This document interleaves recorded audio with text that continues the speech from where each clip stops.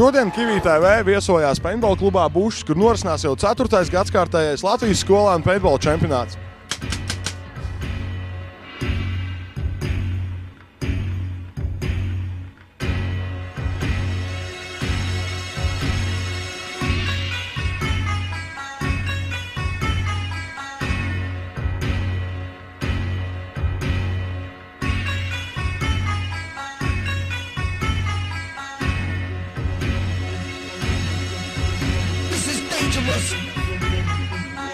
Open up your head, feel the show shot.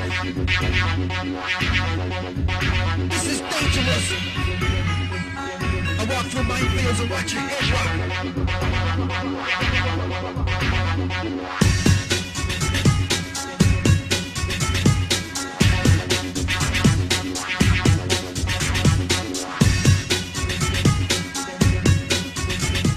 Paintballs ar katru gadu kļūst arvien populārāks. Pēdējos gadus arvien vairāk cilvēku uzzina, kas tas tāds ir, ko viņš ēd. Un it sevišķi skolēniem tas arvien vairāk arī sāk patikt.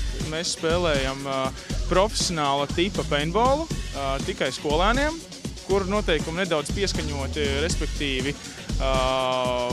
padarīti vieglāki. No katras skolas piesakās skolēnu komanda, 5 cilvēku sastāvā, kura piedalās turnīrā un izspēlē misijas, tad katru ar katru, gūstot pēc misijas punktus.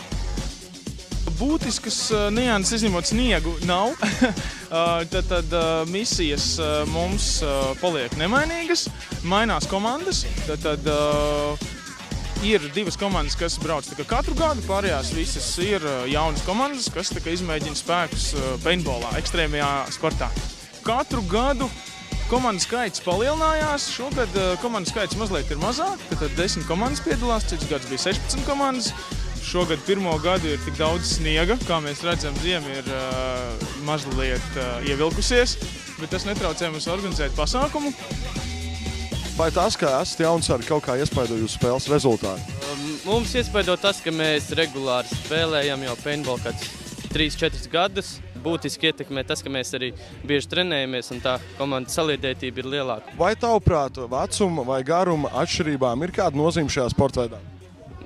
Es domāju, ka būtiski tas neko neietekmē, vairāk ietekmē tas, kad tavs ātrums, veiklība, precizitāte un šādi faktori.